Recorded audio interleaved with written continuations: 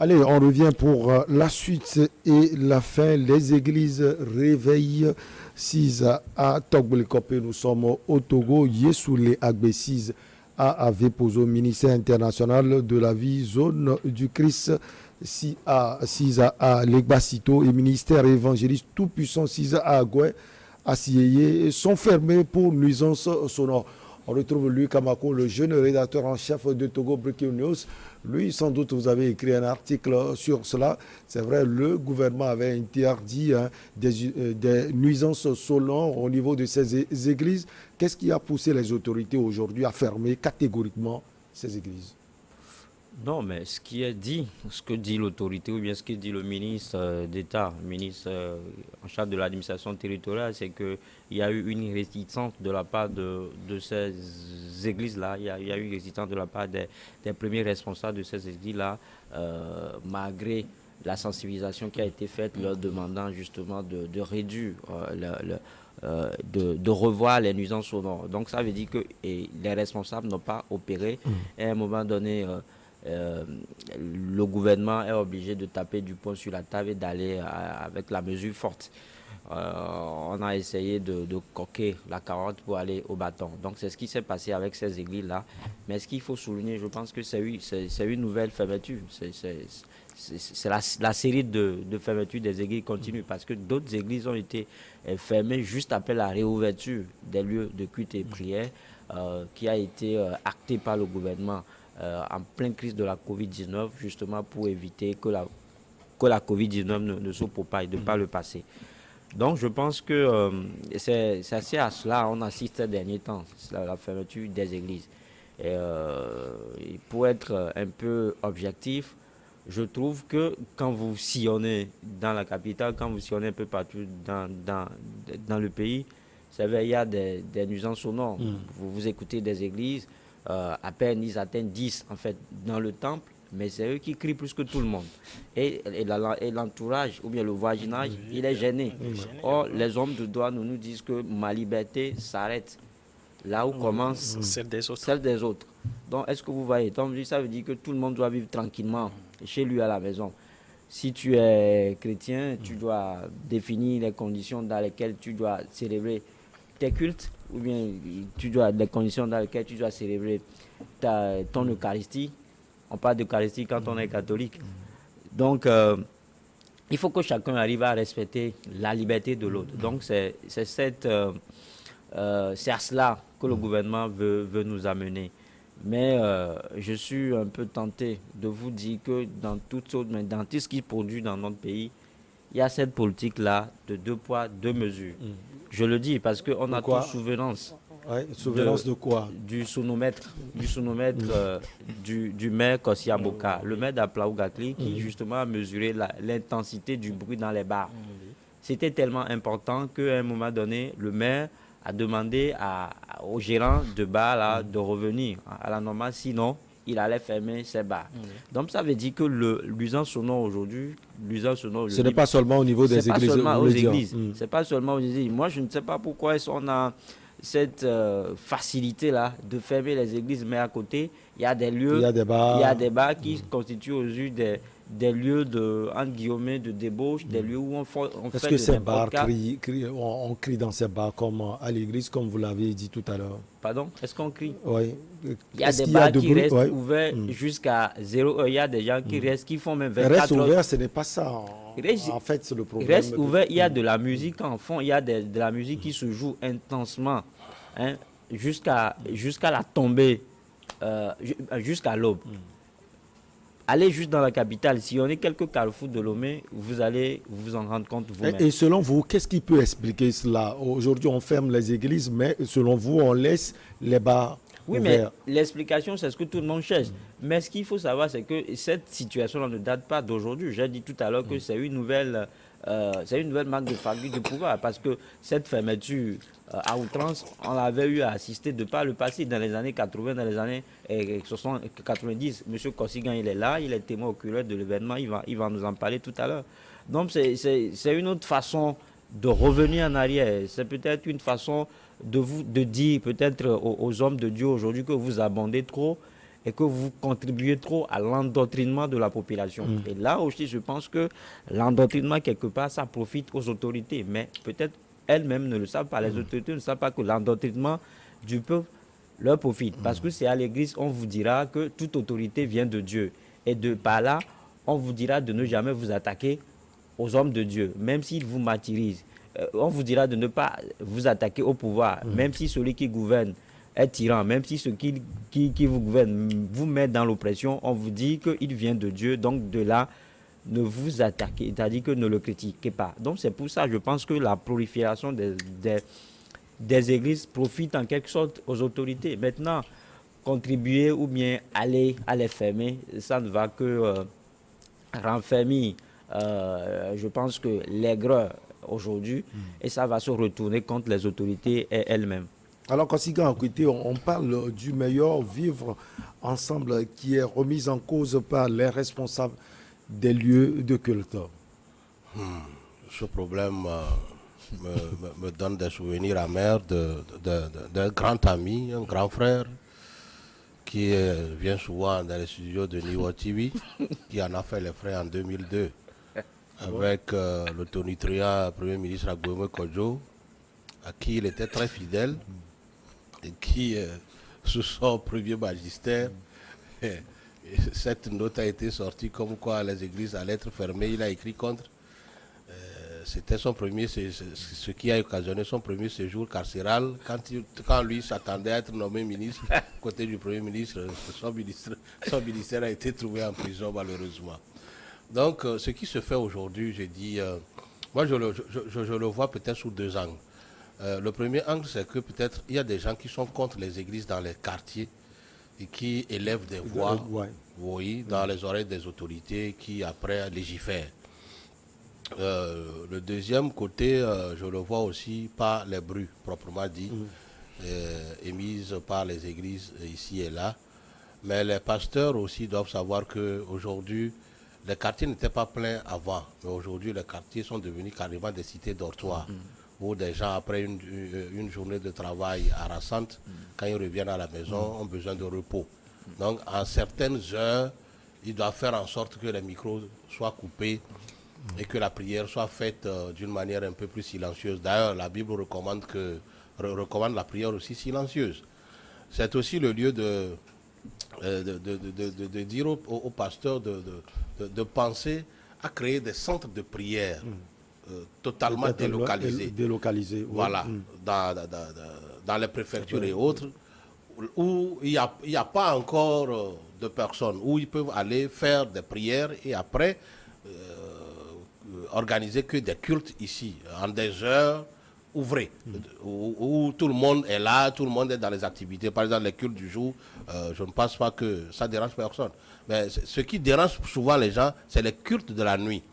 Les cultes des nuits, quand les gens dorment et que le micro continue par sonner, que les guitares ici, les cris par là, c'est ça qui dérange vraiment les gens. Maintenant, comparativement aux gens de bar, je dis, peut-être que, vous savez, les bars payent les taxes. Donc l'État peut leur faire une faveur. Puisque, vous savez, les tenanciers de bars payent des taxes à l'État. Et puis font fonctionner nos brasseries. Peut-être sous ces deux angles-là, l'État peut leur faire une concession. Puisqu'ils utilisent aussi de la main-d'œuvre. Ils font tourner la ville. Quand on parle des bars, ça rentre dans le tourisme. L'église, il y a aussi les gardiens. Oui. Non, écoutez, moi je vois le pourquoi l'État ne s'en prend pas encore au bruit des bars. C'est peut-être pour ces raisons-là. Mais pour l'église, moi j'ai dit, il va falloir que... Ouais, il va falloir que les pasteurs tiennent compte aussi du repos des gens pour tenir leurs réunions la nuit. Ils peuvent ne pas utiliser les baffes, les micros et autres. Ils peuvent aussi tenir des prières en des endroits clos et d'une manière plus apaisée pour ne pas gêner l'autre. Parce que Louis vient de le dire, monsieur Louis, le jeune rédacteur en chef international vient de le dire. Voilà, vous voyez, que la liberté de choix s'arrête là où commence celle d'un autre. Donc, il va falloir qu'eux-mêmes trouvent des voies et moyens par lesquels ils peuvent procéder pour ne pas gêner la quiétude des autres personnes. Mais, bon, je vais encore rechuter sur ce que Louis a dit. L'Église joue un grand rôle dans l'apaisement social que nous vivons au Togo. Vous savez, aujourd'hui, si les gens ne s'en prennent pas à l'État, c'est parce qu'il y a des paroles de Dieu qui leur sont enseignées à l'Église, comme quoi il faut respecter l'autorité de l'État, que toute autorité vient de Dieu, il lui faut respect et tout. Et puis, les pasteurs prêchent aussi des enseignements. Ils enseignent aux gens beaucoup de choses qui les apaisent, qui leur donnent de l'espoir. Vous voulez dire que la fermeture de ces lieux de culte peut engendrer quelque chose? Ça peut engendrer, vous savez, quand les gens sont déçus, ils vont à l'église, quand ils chantent, quand ils dansent, ils oublient leur peine. Ils reçoivent de l'espérance. Ils ont de l'espoir que demain sera plus bon. Ouais. Alors, la personne oublie même qu'aujourd'hui n'a pas de l'argent, mais que demain il peut en avoir. Voilà. C'est aussi quelque chose qui aide l'État. Donc, l'un mis dans l'autre, il va falloir que l'État mette de l'eau un peu dans son vin pour appeler les hommes de Dieu. C'est des humains comme eux. Moi, je dis, la prolifération même des églises au Togo joue un grand rôle dans la stabilité politique du Togo. Parce que, quand vous prenez tous les hommes politiques, ils appartiennent à une église. Même s'ils ont d'autres dieux qu'ils adorent, officiellement, ils appartiennent à une église. Ouais. Et en des temps de tension, alors, ces pasteurs-là, alors, parlent à ces gens-là, leur enseignent la paix, prônent la réconciliation, les apaisent avec des paroles de Dieu, de sorte que le Togo, alors, vit. Le vivre ensemble vient aussi de là. Mais procéder à la fermeture des églises comme cela a commencé, moi je dis, n'allons pas sur ce terrain. Le Togo a d'autres choses à faire et donc que l'administration territoriale puisse trouver alors un consensus avec ces gens-là, puisque la perfection n'est pas de ce monde, qu'on les appelle, qu'on leur montre les voies et moyens par lesquels ils peuvent aussi procéder les nuits pour ne pas gêner la quiétude des gens. On va évoquer le prisme administratif. Il faut dire que la décision de fermeture des églises incriminées est contenue dans l'arrêté en date du 14 juin 2022 du ministre d'État, ministre de l'administration territoriale, de la décentralisation et du développement des territoires, le ministre Payadoa Boukwesi. Oui. On revient à vous pour le côté administratif. Le côté administratif. Bon, moi, je vais me prononcer vraiment sur cette thématique avec une formule qui va peut-être étonner plus d'un. Je crois qu'on ne dirige pas un État en faisant l'apologie de l'anarchie. Voilà, on ne dirige pas un État avec des anarchistes. Dans un État, les citoyens doivent vraiment être disciplinés si on veut vraiment avoir un avenir radieux. Une fois que j'ai dit ça, vous venez de donner les dispositions de l'arrêté qui donne, disons, la base légale de toutes ces fermetures. Je crois qu'on ne dirige pas un État. Et moi, je ne suis pas d'accord avec monsieur Kosigan. Ça fait la richesse du débat. Oui, je ne suis pas d'accord avec lui, parce que l'État n'a aucune raison d'être clément avec ces gens-là. N'a aucune. Au fait, quand l'État ferme des églises, les gens voient ça sous le prisme de la répression. Non, ce n'est pas la répression. Aujourd'hui, mettre fin aux nuisances sonores fait partie de ce qu'on appelle la tranquillité publique. Or, la tranquillité publique est l'une des composantes aussi de l'ordre public. Et aujourd'hui, l'administration territoriale est obligée de jouer son rôle. Aujourd'hui, il y a ce qu'on appelle les prérogatives de police administrative. Aujourd'hui, à travers des prérogatives de police administrative, l'administration territoriale peut émettre des injonctions pour fermer des églises qui gênent la tranquillité des voisins. Et aujourd'hui, je crois qu'il y a un argument que les riverains brandissent, le trouble de voisinage. Ouais. Et on le voit à chaque fois. Bon, pour revenir au rôle que peut jouer l'Église ou les hommes de Dieu, dans l'apaisement politique.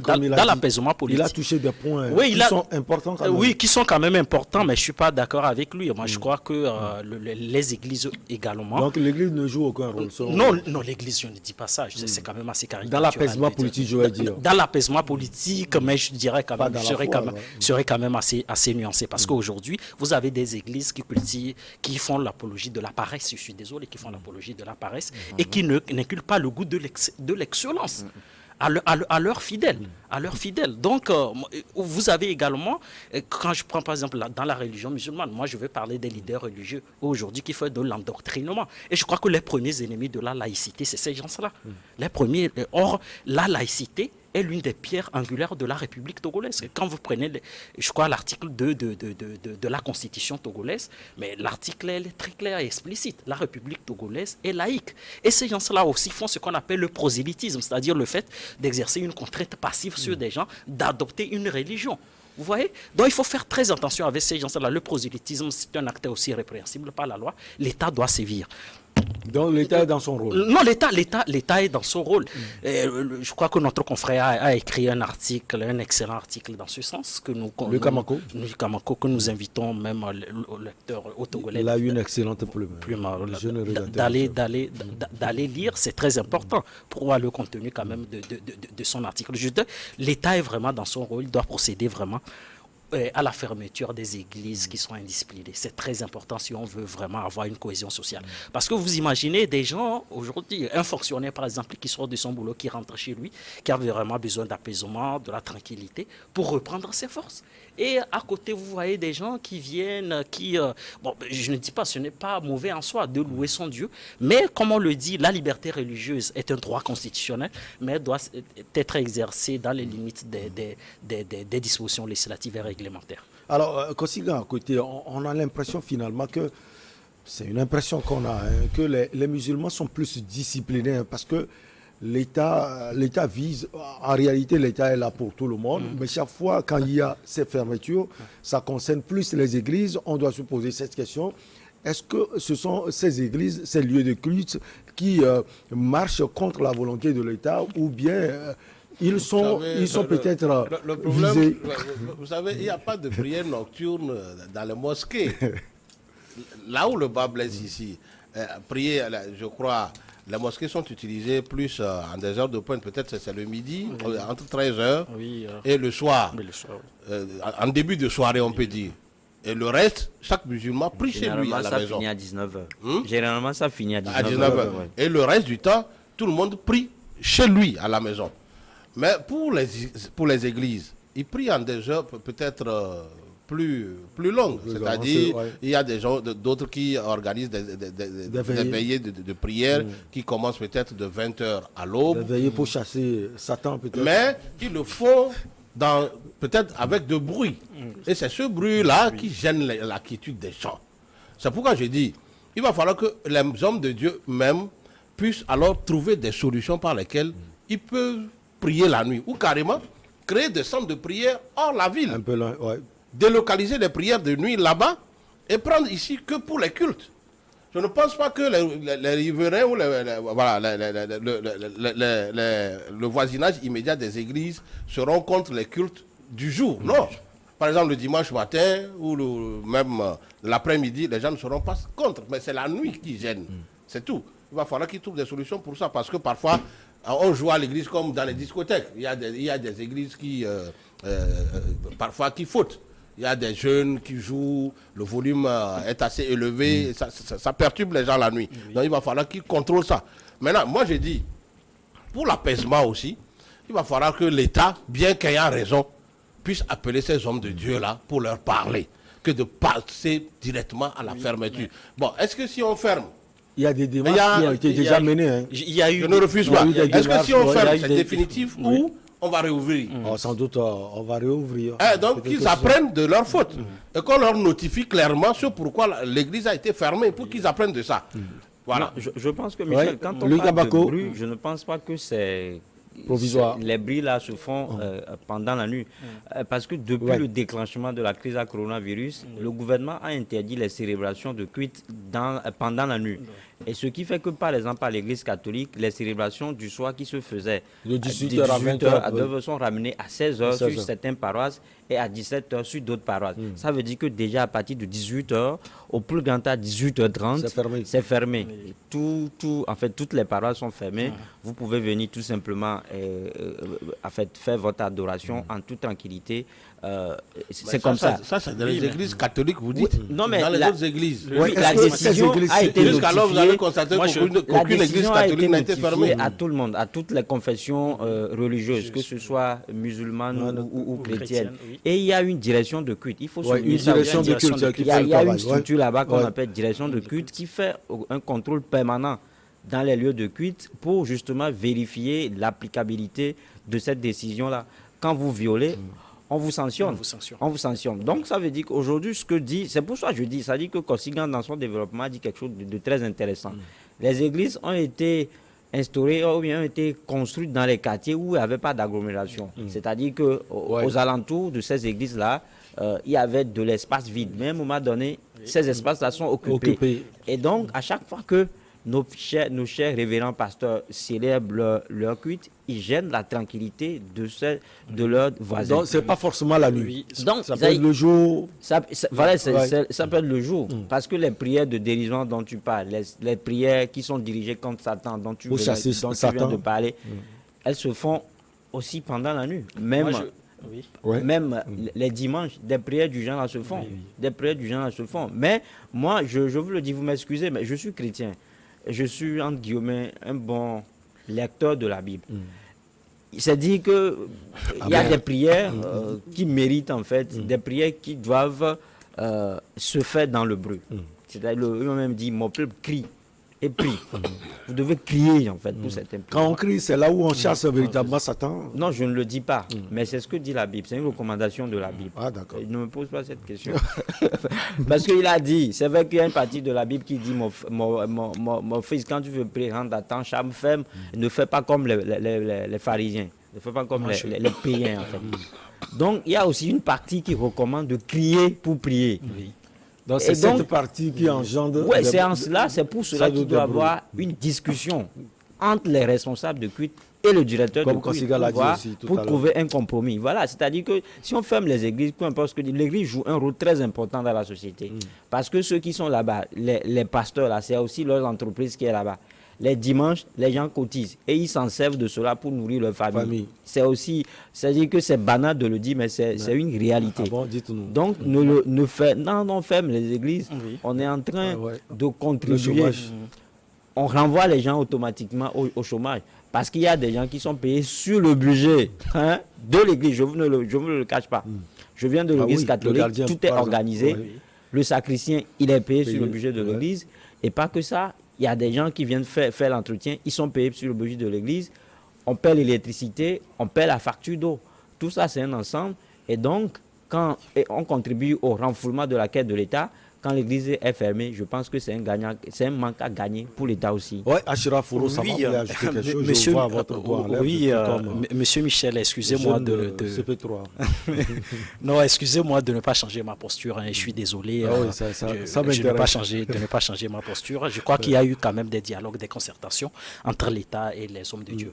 Mais il y a des gens qui ne veulent pas tempérer. Donc l'État ne doit pas vraiment ne doit pas transiger avec ces gens-là. Ils doivent prendre des mesures qu'il faut. Aujourd'hui, à la direction des cultes, M. Komako l'a souligné, il y a l'officier Belli qui abat quand même un travail formidable. Il y a eu même des campagnes de sensibilisation, les concertations, les dialogues, et malgré ça, ça ne suffit pas. Il y a des gens qui continuent d'être indisciplinés. Donc vous nous dites que ces églises, ce sont des récidivistes? Non, ce sont des multi-récidivistes. Et je suis désolé, il faut prendre des mesures. Voilà, non, ce sont des multi-récidivistes. Non, je suis quand même des hommes de Dieu.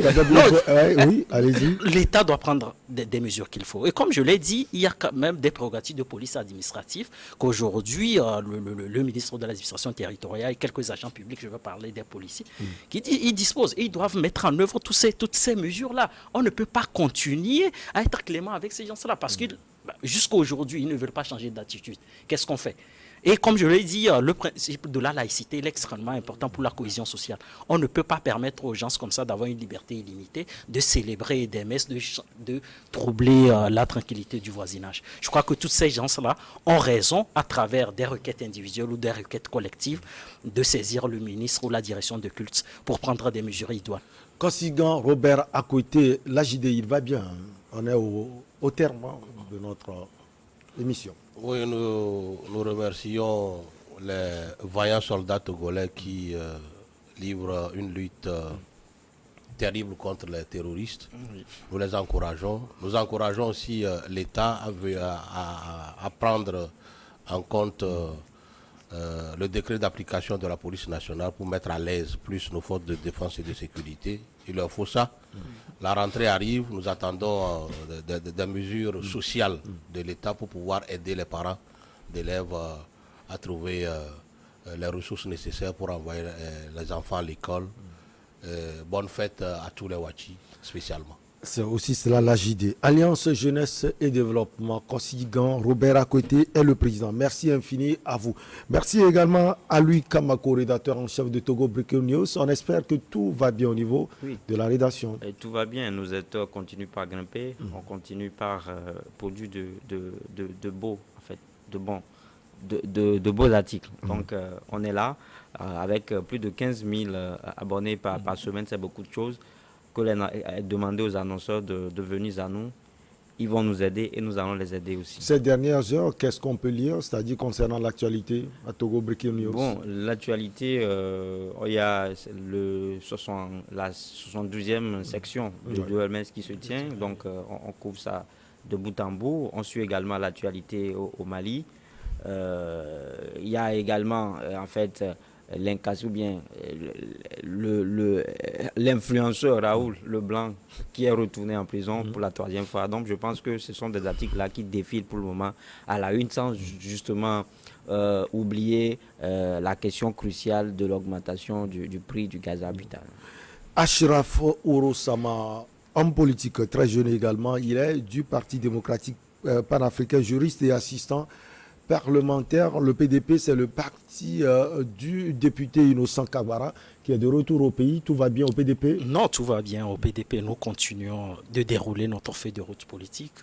L'autre fois, j'étais ici dans votre émission L'invité. Nous avons présenter notre ouvrage intitulé Le Togo et l'usure de la francophonie. Vous savez très bien, la production intellectuelle est au cœur de notre combat politique. Nous aurons une tournée nationale. Dans les prochains jours, le président aura l'occasion de faire la pédagogie à toute la communauté nationale et c'est l'occasion d'appeler les Togolais de s'approprier vraiment du contenu de notre livre. Le PDP est un parti sérieux qui aspire à diriger ce pays et quand on vise la magistrature suprême, il faut se donner les moyens d'y arriver. Il faut faire de la pédagogie, il faut être omniprésent. À chaque fois, il faut produire intellectuellement. Il faut être pertinent dans nos analyses, dans notre offre programmatique ou politique. Et je crois que dans les prochains mois, le PDP récoltera vraiment les résultats des efforts qu'il fournit sur le terrain. Et ça, je suis totalement persuadé. Merci beaucoup à vous, Ashraf Orosama.